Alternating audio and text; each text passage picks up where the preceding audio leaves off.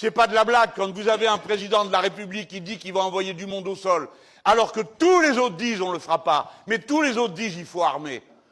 Essayez de deviner qu'est-ce qui se passe, qu'est-ce qui est en jeu, qu'est-ce qui est en cause, qu'est-ce qui va arriver, pourquoi il parle comme ça.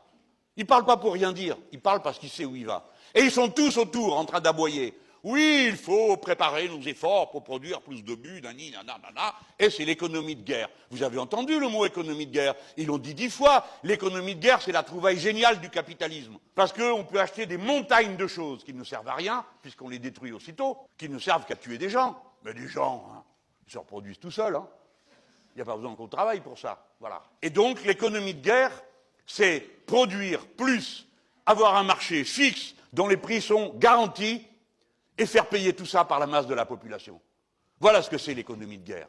C'est pourquoi l'économie de guerre est une composante du capitalisme lorsqu'il est en difficulté, parce qu'il ne sait